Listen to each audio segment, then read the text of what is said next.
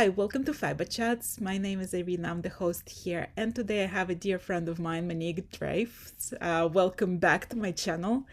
You were one of the very first guests I had on my channel ages ago, but hmm now I decided to bring you back because you just came back from a wonderful trip where you were doing a presentation on all things fiber.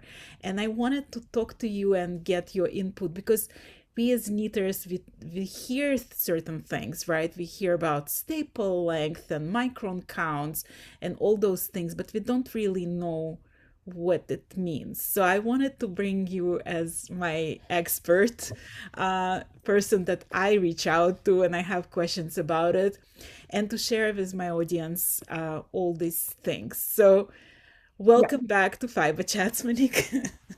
thank you. It's so good to be back. It's always nice to chat with you about all things fiber and wool. Right. I still Well, let's. pack up. But when you go, so you just went to this trip where you told me you're gonna bring back a fleece. So let's talk about the process of choosing fleeces because I remember like some trip of yours when you didn't come back with just one, but like actually multiple fleeces. So when you go to pick a fleece, before you even touch it, is there something that you can look at fleece and know that it's a good fiber or bad fiber? Like, how do you go about picking it? I go by look. I look at the fleece, and if there's a nice crimp in it, and if it has a nice luster to it, because luster is a sign of health. With our own hair, if we're healthy, our hair is lustrous. So that's what I look for. And if I have a specific project in mind, then I am looking for a specific breed. And I always read up before I go because I always need to refresh my knowledge as well. So this is my go-to book. Okay. It's the Field Guide to Fleece. There's about 100 different breeds in there with all descriptions of its properties and purposes. And if I look for a specific breed, then I look for a specific breed. And like last Saturday, they were all mixed breeds. So I didn't know what to expect, and I just went to look for a fleece that spoke to me. So I chose a really nice white one with a very long staple length and a gorgeous crimp in it, which is perfect for lace spinning. Well, when people just start getting into spinning, what mistakes do you think beginners make when buying fleece? Um, I think most beginners get carried away by their enthusiasm, and I think people should really do their research first before they visit, because like I said, I always get a bit carried away. I always tell myself, no, I'm only looking, and then I end up going home with the car full. And I don't need my smart one, but the big Volvo. And all of that needs to be turned into thread at some point. When you begin, it's also important to test a fleece before you buy it.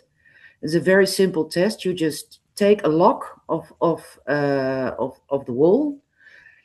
You grab it by both ends. You hold it behind at your ear, and then you pull. And if you hear a crackling or snapping noise, that means that there are breaks in the hair of the sheep. Walk away, because those Like the breaks, dryness, right? Like because the hair is just brittle. it's brittle, but it can also be because the sheep has been ill or has been treated with antibiotics, or you don't know, maybe a drought. Sheep didn't get enough water in it. You name it. But that is really a telltale sign that it's a bad flea. So if you hear that, walk away. And just don't buy too much at one time. I once went home from England. It was before Brexit, with 24 Hampshire Downs fleeces. Where do you store them? And big vacuum bags. I have these vacuum storage bags, and that also means I can stack them. So they fitted in our car quite nicely. And then we drove off the campsite and we heard, and I went, oh. Well, I mean, since we started the conversation of storing them, like let's say you did buy more than what you can handle at the moment. How do you prefer storing all the fleeces? Like, do you keep them in vacuum bags? I keep them in vacuum bags. They keep very well in vacuum bags, but no longer than a couple of months. Then because wool has to breathe, so make it a point to process your fleeces before you store them again. If they're clean, you can store them indefinitely. But when they're still in the grease, there's also a bit of urine in there. There's a bit of poo in there. There's a bit of you know what in there, sweat that can deteriorate the fleece. So when you finally get around to processing it, it has breaks in it. It's dry because the lanolin has been absorbed by the wool. Mhm. So within a couple of months, make sure to card and wash your fleeces, Well, and let's then talk about that process. Like, so you brought the fleece home. Tell me about how you process it. I usually put a big sheet of plastic on the floor in my backyard because I always process fleeces outside because of the smell and all of the things that are in the fleece. And then I put it on the outside. So I look at the inside first, and then I remove all the double takes, how do you call it? The small offcuts. And then I take out bits that are really filthy and a bit felted. Mhm. And then I turn it over, and then I have a look at the outside and take out some more straw and leaves and whatever is in the fleece. And then I pull it apart, and a lot of people are going to hate me now, but I always card my greases in the fleece for the first time. Why So is the first that? carding is always in the grease because what carding does, it pulls apart the fiber. And in my opinion, that makes it easier and quicker to wash, saving on water and soap and so on. And then I let it dry, and then I weigh it again in portions of 50 grams, and then I card it again, and then I make Rolex from it. So I can, it's more compact to store. So I first have a look at the fleece, which part are good, which parts aren't. Then I card, I wash, and then I weigh and card again, and then it goes into storage. When you came back with those 24 fleeces, how long did it take you to process them, and what were your regrets about bringing so many? Um, I didn't have any because the wool was so good and so special to me because they were from the sheep uh, from the farm where we camped. We've camped there for over a decade, and the quality of the fleeces was so excellent because those sheep were grazing in a bit of nature reserve that's called eternal pasture. So in the UK, they know the term eternal pasture. So that's a bit of land that can only be used for grazing. No chemicals, no pesticides, no herbicides, nothing, and a lot of wildflowers. So those sheep were super, super, super healthy And happy, probably. and very happy. Yeah, very happy sheep. And the only regret I had is at the moment, at that time, was that I still had a full time job and I didn't have the time to process them directly, all of them. So there's this misconception that it's cruel to cut the fleece, that it somehow harms the animal. Can you go into like the necessity of that? Yes, if sheep aren't shorn, their wool will keep growing and they will suffer from heat stroke. They will suffer from fly invasion that they lay their eggs on the back end of the sheep. And well, those maggots eat away at the sheep from the inside. So it's pretty lethal if you don't shear them. And I mean, come on, we have been breeding sheep for thousands of years in order to bring us wool. So it's not natural for the sheep to shed. Some breeds still do, like some Shetland sheep, some Norse. They're called primitive breeds. They shed their wool, so the woolly undercoat they shed. Ouessants also shed their coats, but everybody else, all the other breeds, are bred by humans. So I think it's our responsibility to take good care of the sheep and shear them once a year. Right. You mentioned the staple lengths. So educate us a little bit about the different staple lengths and what does it mean for spinning? Staple length is basically the length of the hair. Some sheep don't grow as long hairs as others, especially the Downs breeds. They have a staple length of 2 to 3 inches. So this is, for instance, the lamb's fleece from a blue-faced Leicester. Blue-faced Leicester is a long wool sheep, and this is the length. Wow. Yeah, and it's gorgeous, and it's got a lot of crimp, so going on. It's like a spring. It's got a lot of bounce to it, Yeah. and it's very soft and very fine. So staple length means the length of the hairs, and they can vary immensely. And it applies to like all different kinds of animals, not just sheep, right? Not just sheep, also Angora bunnies, mohair, cashmere. Cashmere is very short stapled and very slippery. How does the short staple behaves differently from long staple? I think it's easier to spin if you're just starting out. Choose a medium to short staple length wool because it's easier to get the feel of the wool and how it wants to be spun. And I think short stapled wools are perfect for sweaters and so on because they usually have a lot of crimp, which means those are the waves in the wool. And for instance, the Downs breed, so South Downs, Hampshire Downs, baby doll sheep, they are fairly short staple, but they have so much crimp that they're very easy to spin. They practically spin themselves. So for a beginner, I would absolutely advise start with the Downs breed.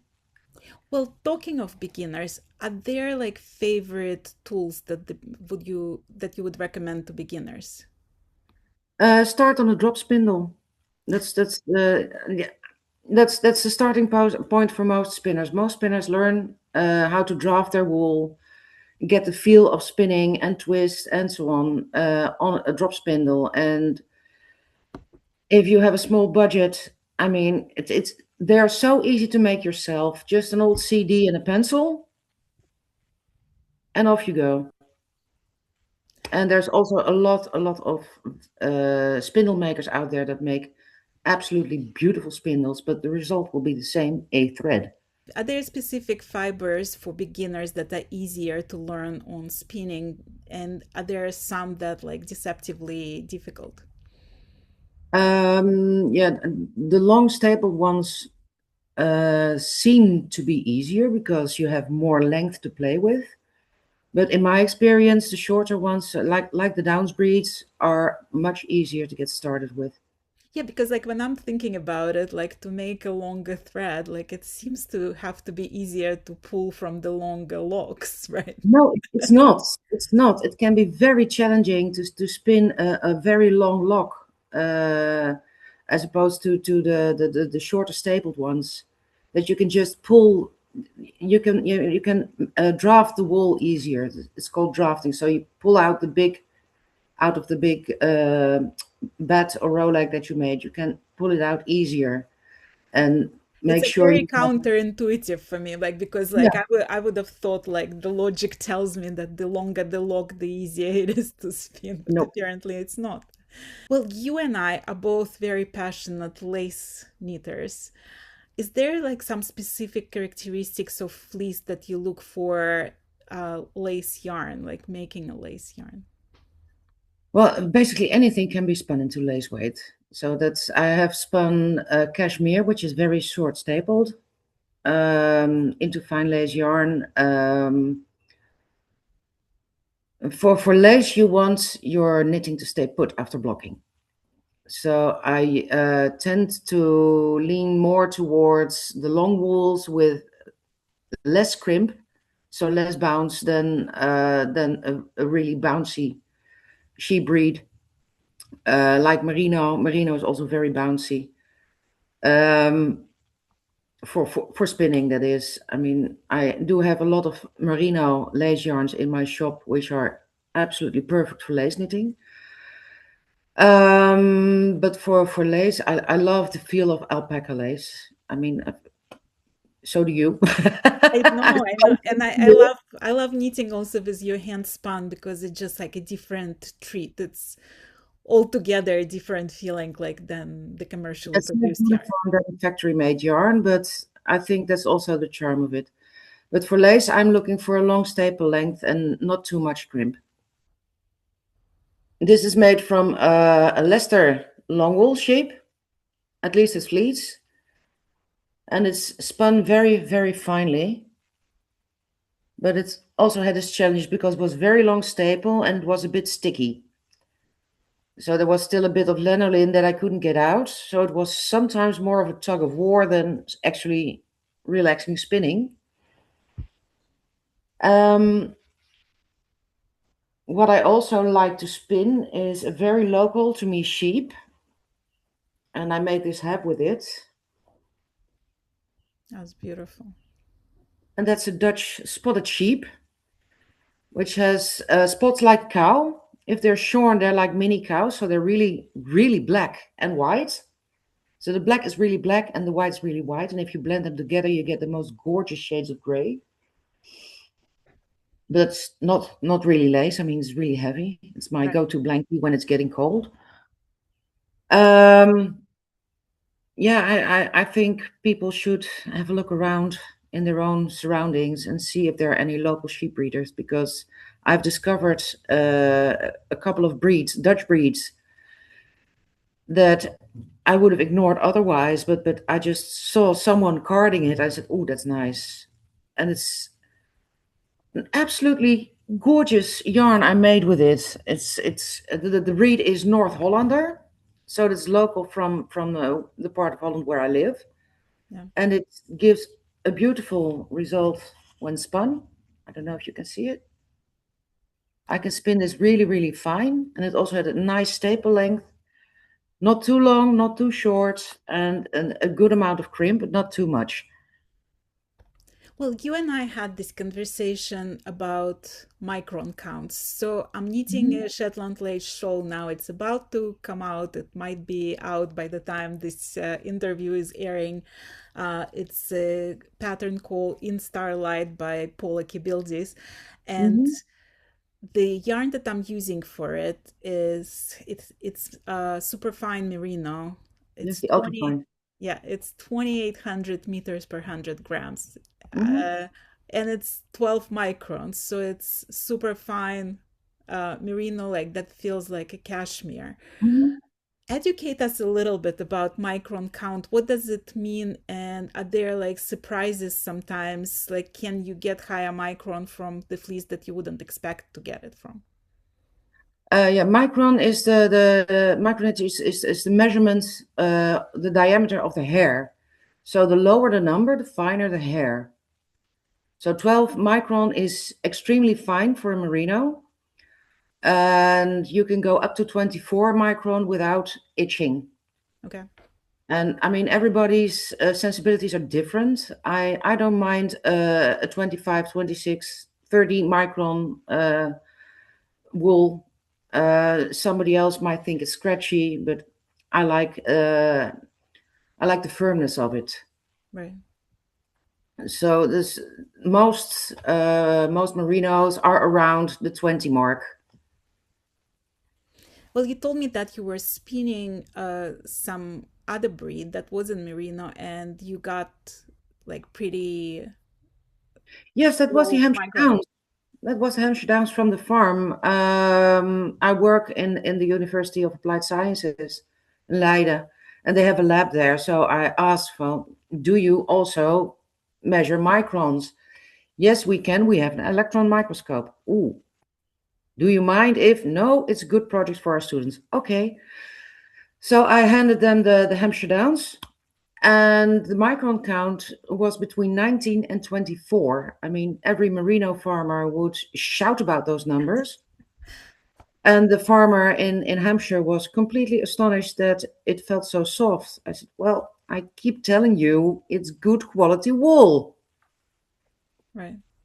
And I was really astounded. And the softness is also not just micron. It's not just microns. It's also the structure of the wool. Hampshire Downs have very sleek hair, like mine. I have very sleek hair. When someone has curly hair, if you put it under the microscope, you see the scales on the hair go every way. Mhm.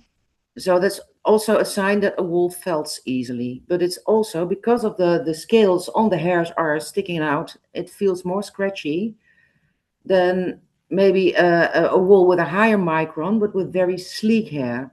So when you're saying crimp, like we see those little lines, like curly lines almost in some sheep, how does that affect the yarn?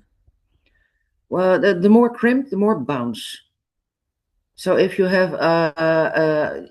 pull a lock out of the fleece and it's a lot of small, very small waves in there, then you know that there's a lot of crimp, and crimp gives a bounce to your yarn.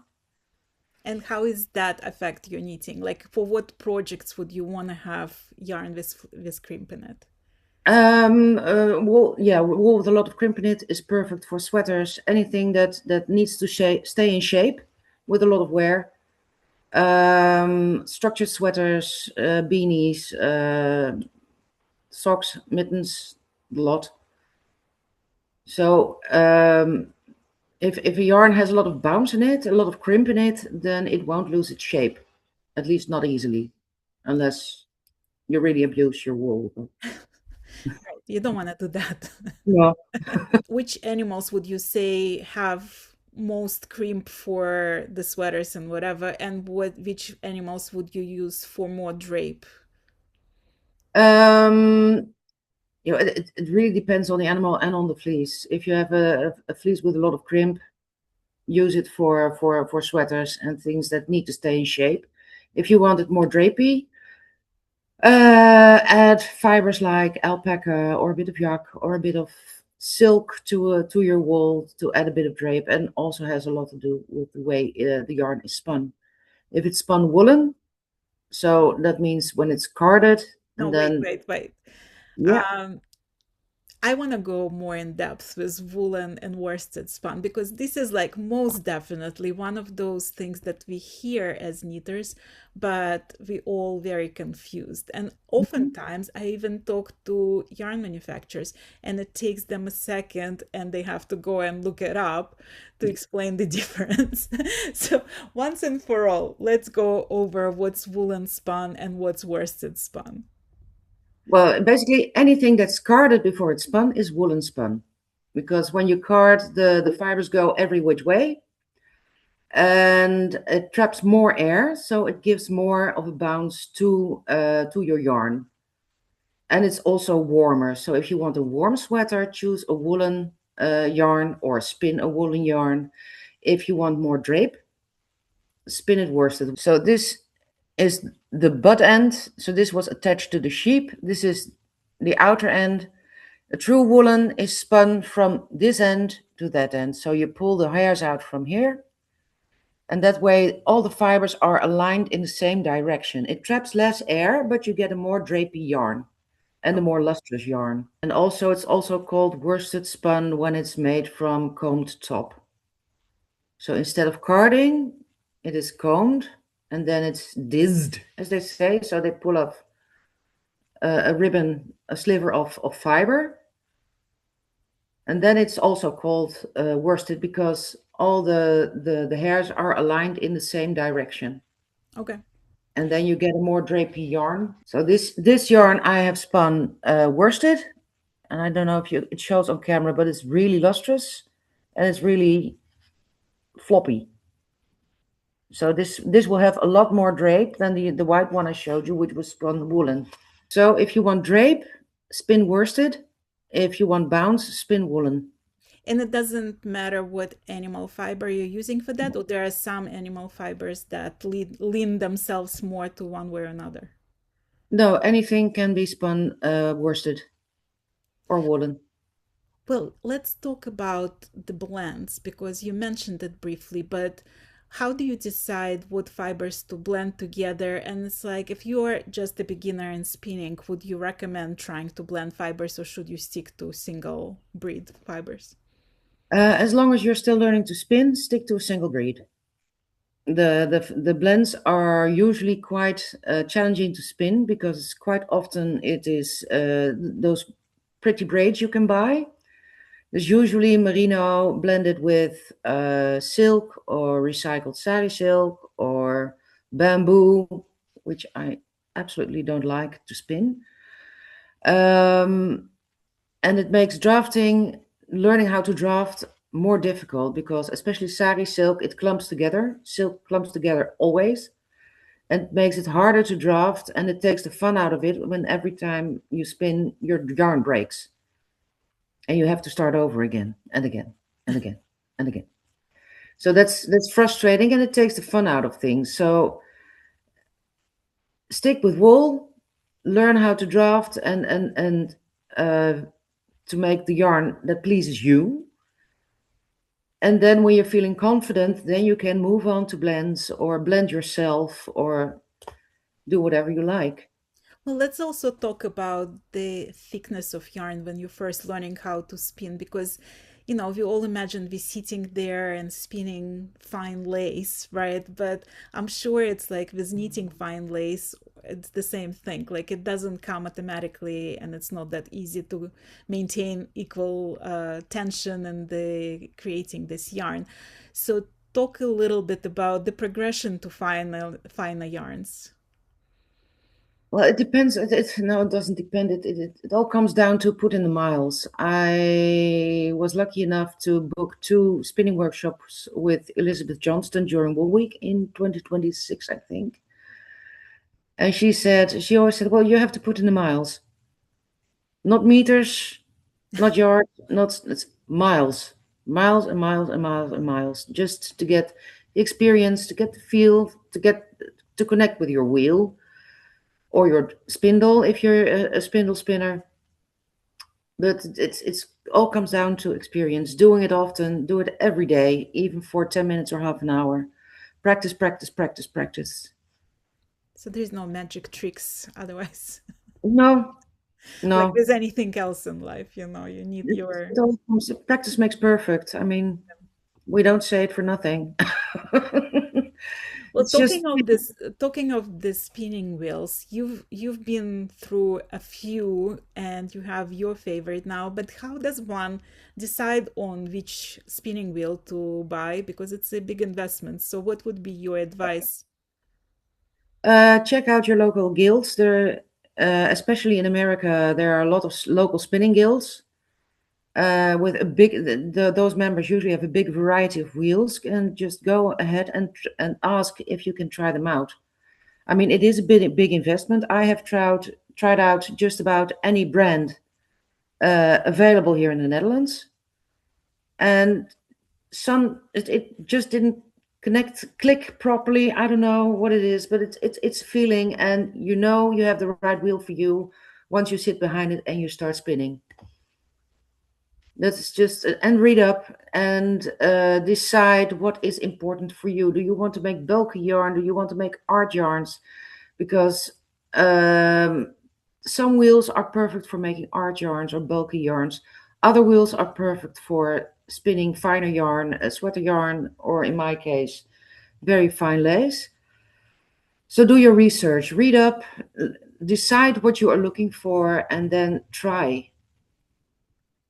Right. Try everything out. On Shetland, I spun on a antique Norwegian wool. Sorry, a Norwegian wheel, and that spun like a dream.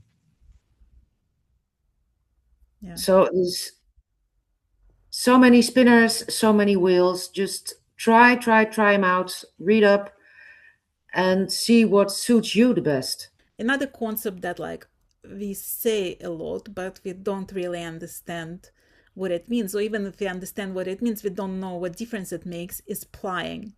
So plying basically is combining few strands of yarn, right? So if it's Mhm. two ply, you combine two strands of yarn. If it's three ply, you combine three strands of yarn. But why does it matter? What characteristics of yarn do we get from plying? And what kind of ply is good for what kind of project? We need to ply because it strengthens the yarn and it gives us a longer life. and it also balances out maybe some over twist or under twist that you put in the single yarn. So, and well, that's for me the reason I ply. Even my very fine lace yarns are all 2-plies at least, because it gives a stronger yarn. So when you block it, it doesn't snap or break or pull apart, which is always a risk with handspun. But I try to make mine so that they don't break. No, I had like, I mean, I've knitted with your super Mhm. fine hand spun, and I never had problem like that. I had more problems with commercially spun yarn Yeah, from certain manufacturer that I'm not gonna name, but never with yours. mine's okay. You passed the snapping test. Lucky Well, me. it's frustrating because, like, if you need some super fine, like, let's say Shetland lace, and then you block it and suddenly a hole appears, it's heartbreaking because you spend so much time and so much effort into creating this thing and it's very Mhm. hard to fix. So it's Yeah. an important component to the yarn. Yes, I think it's very important. And it's the only single ply yarn I've ever used was for Shetland lace, and well, it held up pretty good. Um, but to make it myself, I usually typically overspin my singles. So when I want to use them for, say, a shawl, it is really overspun. So you have to fixate that, and Shetland felts really easily. Right. So what they do in Shetland, they spin a single, they put it on a niddy noddy, and then first they dip it in nearly boiling water, and then in cold water, so that it's so, and that's how they stabilize their yarn. But I don't. I want to keep the natural feel of the fiber I use, whether it's alpaca, whether it's wool, whether it's yak, silk, and so on. I want to keep the original feel of the material I use. So that's why I always do 2-ply. Because with felting, the wool also gets a bit harder and it doesn't feel nice. So 2-ply is typically used, at least I use it a lot for lace knitting, color work, fair isle knitting. It's perfect because the yarn is, I don't know how to explain. It's a bit floppy, or at least it goes together really nicely. It's with a more, if you use a yarn with more plies, then the stitches stay more separate, Okay. and it doesn't flow as nice. I mean, if you use a 2-ply Shetland yarn for color work, it's a single fabric. And if you use a yarn that has more plies, it looks, I don't know how to explain in English, but it's the same with cotton. It doesn't form a single fabric. Right. It's not as smooth, basically. Yeah, you see all the stitches separately, and with a 2-ply Shetland, they flow together. So what kind of projects would you use 3 or 4 ply for? 4-ply always for socks because it needs to be strong and durable, and 3-ply or 4-ply for structured sweaters. My husband Cables? loves a good cabled sweater. The Yeah. thicker the better. And the 3-ply or 4-ply, it makes the yarn rounder, so more like a cable structure in itself. So that's why cables pop more when you knit them in a 3 or 4-ply or 5-ply or 6-ply. So Right. the yarn is rounder. Let's talk about stitch definition. What does it even mean? I think it means something different to everyone. Stitch definition is, for some, it's the that you can see the stitch really clearly. I think that's quite sums it up. Yeah, that the stitch is you can see each individual stitch. Is there like some sort of plied yarn that would be best for the best stitch definition in that respect? If you want a good stitch definition, if you really want to see all the single stitches, use a 3 or 4-ply. If you want them to flow into each other, use a 2-ply or a single. in that respect, also, like when we talk about stitch definition, does micron counts? No, it's purely in the way that it's spun and plied. Right. So some yarns, like we hear this thing that like the yarn blooms beautifully, and some yarns stay very crisp and like don't Mhm. the shape doesn't change after you block the garment, let's say. What um what creates the bloom, and like what characteristic of yarn creates that blooming Well, effect? that's again the difference between woolen spun and worsted spun. So if you have a woolen yarn, it blooms up really nicely, and a worsted yarn doesn't do that as much because because of the fiber alignment. It's all in one direction, and there's a little air, very little air between the fibers, so it stays put. Right. So it really depends on the effect you're looking for. So we also hear that some yarn will peel and others don't. Like what makes the yarn peel? Bad quality wool. If your base is bad, so if you have wool from a sheep that has been sick, like I said with the pull test, that is what causes naps and pills in the yarn when you wear it. So we always say garbage in is garbage out. So if you use a bad quality wool because it's cheaper as a basis, then don't expect it to last as long or to stay as beautiful as long. Are there like luxury fibers that you find overrated, and some fibers that people ignore that you find delicious to spin with? Yeah, I think merino is a bit hyped up, and also the vegan fibers like bamboo or pineapple or rose. I mean, those are basically synthetic, man-made materials, and I everybody never even raving. heard of the pineapple yarn. I've been there. Really?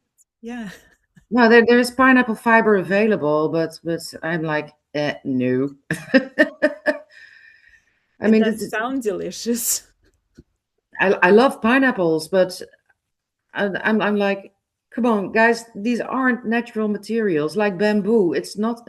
It's a viscose. I mean, that means they chop up the stalks and then they add a lot of chemicals and then they, like a synthetic, make a thread out of it.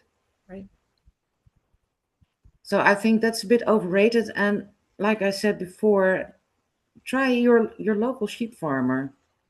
Even one if one only has a couple of sheep, try it out. You'll be surprised. I was amazed at the breeds I found here in my own neighborhood. Like the Dutch spotted one or the Zwartbles. It has gorgeous wool. And it Really also easy to helps to work. keep those breeds alive. Like if you pay attention to the local breeds, like Absolutely, yes. I mean, merino is mass produced in Australia. A lot of time mulesing takes place because there's a parasite there that kills the sheep if they don't do it. yeah.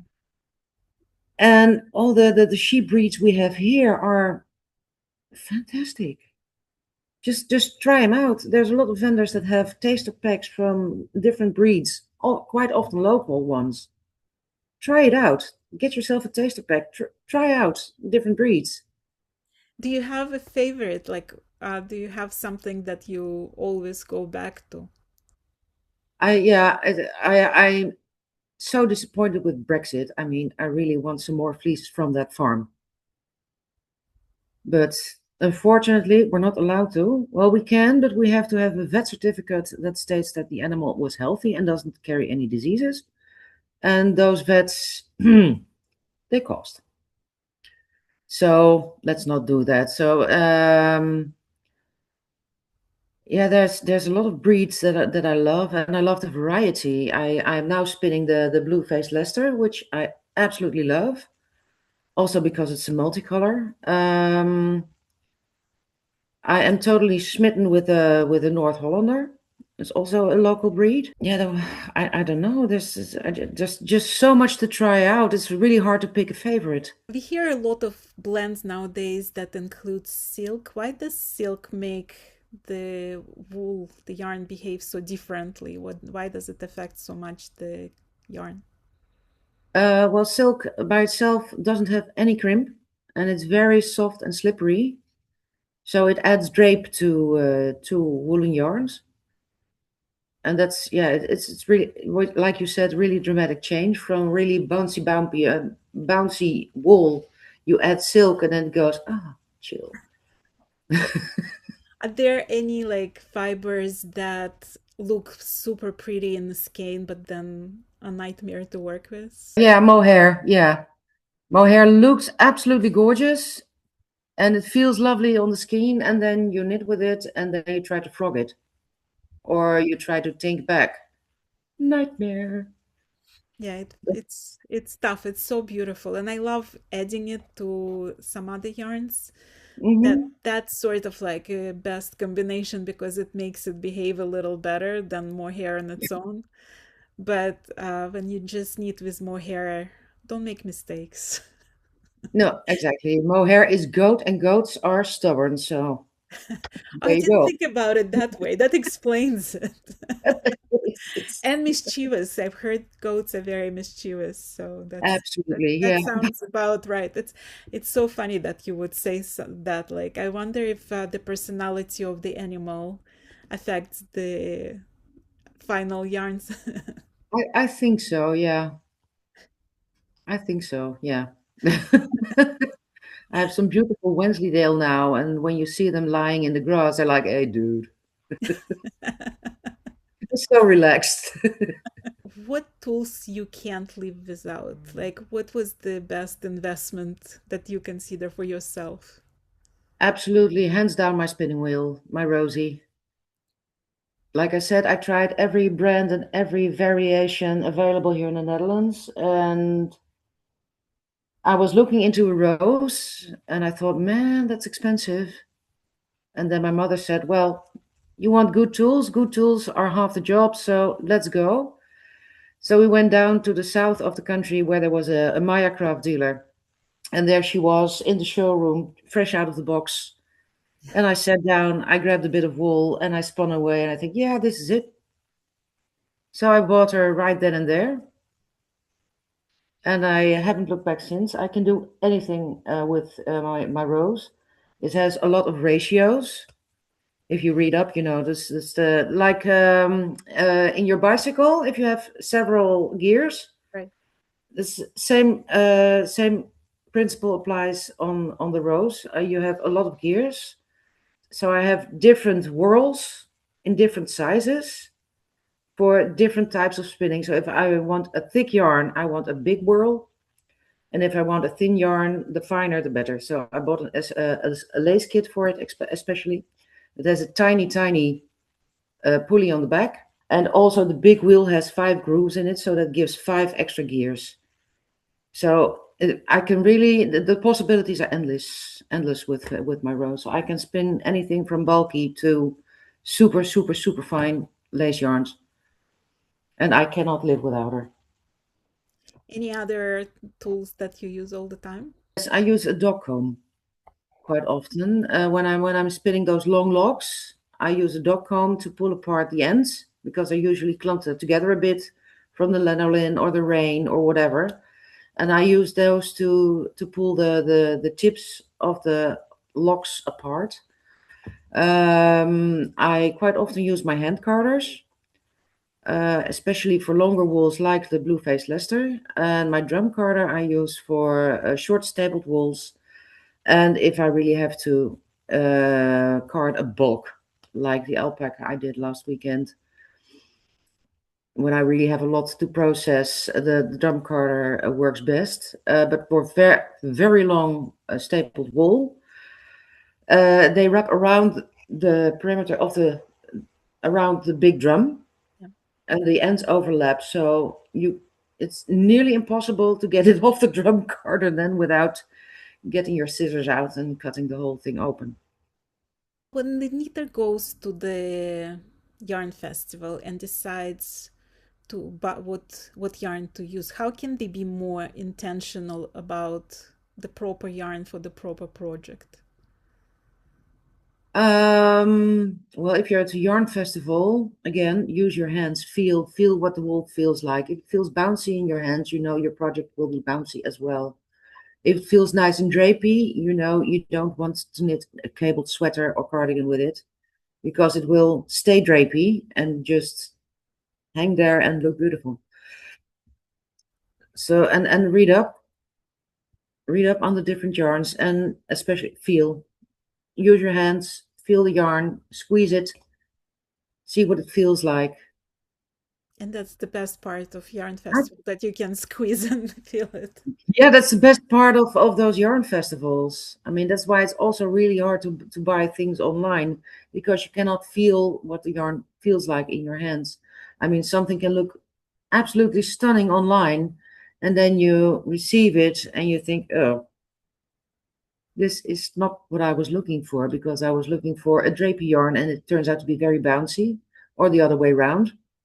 Yeah. So yeah, as I always tell my customers, if you have any questions, just email me. I can tell you everything there is to know about my yarn. Well, talking about online shopping and your customers emailing you, if somebody wants to treat themselves with your hand spun yarn, what's the easiest way to find you? Go to my website or my Facebook or my Instagram and just message me directly. I always try to answer within 24 hours. If you're in a different time zone, please be patient. No, just contact me and we'll discuss the wishes of the customer and how I can help them. And you also sell commercially spun yarn and you hand dye it. So I Yeah, I often get from you like my absolute dream colors. So I know what you like. yeah, at this point you know me so well that like sometimes I'm just saying, you know what surprised me, and you always do. Um I've worked a lot with Pink. your, yeah. I mean, I worked with a lot of your yarns, and it's always a treat. So I'm gonna put all the information about how people can contact you in the description of this video. And guys, like if you see some yarn that you like really like and you want it in your dream color, contact Monique. She's like absolutely magical with colors. And actually, like knitting this shawl that I did for Paula, this is probably the first time I'm using undyed yarn. So it's funny that like people reach out to me and they're like, but where can I get this yarn? Because like the stores, yarn stores, 99% of them don't sell this kind of yarn. So No, the best way is to order it. And if you have to order it, Monique will ship it worldwide and she can do it in the absolutely. color that you want. So And a lot of the yarns that I sell are only available in my web shop. yeah. Well, thank you so very much for being my guest today and helping me to educate myself. And hopefully, you guys found some information that you didn't know before. So, if you have any other questions for Monique, write them in the comments. Or if you learned something new, write that in the comments. I'm really curious to see what kind of information you picked up for yourself from this interview. Monique, thank you so much for being my guest today. It's always a joy. Thank you for having me. It was always fun as usual. Until next time, happy crafting, everyone. Okay, happy knitting.